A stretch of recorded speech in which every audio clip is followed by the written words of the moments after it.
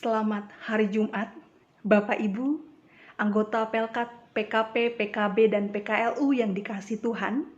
Bagaimana kabar Bapak Ibu di hari ini? Doa dan harapan saya, kita semua tetap dalam kondisi yang dipelihara Tuhan. Bapak Ibu yang dikasihi Tuhan, firman Tuhan pada hari ini terambil dari Amsal 31 ayat 1 sampai dengan 9. Bapak Ibu yang dikasihi Tuhan, kemarin saya share di status WA sebuah quotes dari Ratan Tata, seorang pengusaha dari India, yang berbunyi demikian. Don't educate your children to be rich. Educate them to be happy. So, when they grow up, they will know the value of things, not the price. Dalam terjemahan bahasa Indonesia, kurang lebih demikian. Jangan mendidik anak-anak Anda untuk menjadi kaya. Didiklah mereka untuk menjadi bahagia. Jadi, ketika mereka dewasa, mereka akan tahu nilai sesuatu, bukan harga. Bapak Ibu yang dikasihi Tuhan, bagi saya, quotes ini amat menarik karena mengajak kita, para orang tua, untuk mendidik anak sedari dini agar anak-anak mengenal dan mengetahui bahwa kebahagiaan yang sesungguhnya itu bukan terletak pada kekayaan yang dimiliki oleh seseorang, tetapi sesungguhnya terletak pada seberapa besar rasa syukur dan terima kasih kita kepada Tuhan atas segala yang Dia beri dalam kehidupan kita. Bapak Ibu, sebagai orang tua, tentu sudah banyak ajaran, didikan, nasihat, petuah, wejangan yang kita sampaikan dan tanamkan pada diri anak-anak kita. Bahkan sejak anak-anak masih dalam kandungan sang bunda, tidak sedikit harapan yang kita sampaikan untuk anak-anak kita kelak, bahwa mereka bisa menjadi pribadi yang berguna, tidak hanya bagi keluarga, tidak hanya bagi gereja, tetapi juga bagi bangsa dan negara. Demikian juga halnya dengan ibunda dari Lemuel, raja Masa dalam teks bacaan kita pada hari ini. Sebagai orang tua, ibunda dari Lemuel yang tidak kita ketahui siapa namanya, kita membaca bahwa dirinya selaku orang tua tentu rindu melihat anak terkasih tumbuh menjadi pribadi yang dapat berguna. Untuk itulah kemudian sang bunda menyampaikan nasihat-nasihatnya agar diserap, dipahami, dipegang, bahkan dilakukan oleh Lemuel dalam perjalanan kehidupannya. Pun ketika saat itu ia ada di puncak kepemimpinan, tatkala ia menjadi seorang raja. Untuk itulah, ketika ia menjadi seorang raja, ia mengingat, renungkan kembali nasihat-nasihat yang pernah disampaikan oleh ibundanya. Adapun hari ini kita mau belajar dari nasihat-nasihat tersebut. Yang pertama, mari kita lihat dalam ayat ketiga. Kalau dalam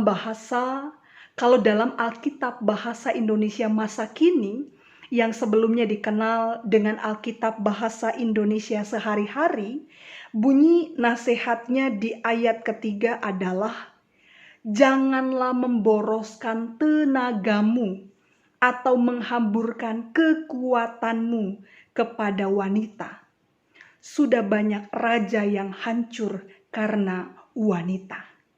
Bapak Ibu yang dikasihi Tuhan, ketika saya membaca nasihat ini, pikiran saya langsung tertuju kepada Raja Salomo. Saudara tentu tahu siapa Salomo. Dia adalah raja yang terkenal, bijaksana dan takut akan Tuhan. Tapi dalam perjalanan kepemimpinannya, ia mencintai banyak sekali perempuan, termasuk perempuan-perempuan asing. Salomo dikenal memiliki 700 istri dari kaum bangsawan dan 300 gundik yang membawa ilah-ilah mereka masing-masing. Inilah yang kemudian menjadi salah satu faktor penyebab mengapa kemudian Salomo berpaling dari Tuhan. Karena istrinya menarik hatinya supaya lari jauh daripada Tuhan. Dan alhasil Salomo kemudian mendirikan bukit-bukit pengorbanan untuk ilah-ilah atau dewa-dewa sesembahan daripada istri dan gundiknya. Tidak hanya mendirikan, ia pun sujud menyembah kepadanya. Dan apa yang saudara ketahui? Bahwa di akhir kepemimpinannya Salomo mendapatkan banyak pemberontakan dari negara-negara tetangga Israel. Bahkan Israel pun kemudian terpecah menjadi dua bagian. Saudaraku yang dikasihi Tuhan, itulah sebabnya mengapa Ibunda Lemuel mewanti-wanti dan mengingatkan anaknya untuk belajar dari pengalaman raja-raja lain yang menghamburkan kekuatannya pada wanita atau mereka kehilangan semangat karena wanita. Yang kedua, kita lihat dalam ayat 4 dan 5. Dalam BIMK, bunyi nasihatnya adalah, ingatlah Lemuel, minum anggur dan ketagihan minuman keras tidak pantas bagi penguasa. Sebab apabila raja minum minuman keras, ia lupa akan hukum dan tidak akan menghiraukan hak orang lemah. Di sini sang bunda mengingatkan Lemuel akan bahaya dari minuman keras. Karena ternyata minuman keras juga punya peranan yang membuat tidak sedikit raja yang jatuh hancur karena minuman keras. Contoh adalah kejatuhan Raja Ela, Raja Israel, yang dapat dibaca dalam 1 Raja-Raja 16 ayat 9. Ia dibunuh ketika ia sedang mabuk. Di samping itu, dengan meminum minuman keras juga akan memengaruhi seorang pemimpin dalam mengambil keputusan. Bisa jadi ia akan lupakan apa yang sudah ia putuskan, dan bisa jadi ia juga akan membengkokkan hak-hak orang yang tertindas yang seharusnya justru ditolong. Yang ketiga, mari kita lihat dalam ayat 8 dan 9. Dalam BIMK bunyi nasihatnya adalah, belalah mereka yang lemah, belalah mereka yang tidak dapat membela dirinya sendiri, lindungilah hak semua orang yang tak berdaya, berjuanglah untuk mereka dan jadilah hakim yang adil. Lindungilah hak orang miskin dan orang tertindas. Saudaraku, bagi Ibunda Lemuel, seorang raja tidak hanya harus menjauhkan diri dari kejahatan-kejahatan seperti yang diingatkan oleh Ibu Lemuel dalam 2 nasihat sebelumnya, tetapi seorang raja juga harus mampu menolong orang yang dipimpinnya, khususnya mereka yang lemah, mereka yang miskin, mereka yang tidak berdaya. Sebagai contoh raja yang bijaksana dan adil, ia mau menjadi juru bicara bagi mereka yang tidak punya kekuatan untuk membela dirinya sendiri karena lemah, karena tidak punya kekuatan. Bahkan raja yang adil dan bijaksana harus bisa membuka jalan dan menyediakan bantuan hukum bagi mereka yang tidak mampu membayar, tetapi yang hak-haknya ditindas, yang mengalami ketidakadilan. Nah, Bapak Ibu yang dikasih Tuhan, dari sini kita belajar. Nasihat apa yang hari ini Bapak Ibu sudah sampaikan kepada anak cucu untuk bekal kehidupan mereka? Bapak Ibu Saudara, sudahkah 3 nasihat yang disampaikan oleh Ibunda Lemuel ini kita lakukan dan juga kita sampaikan kepada anak cucu kita?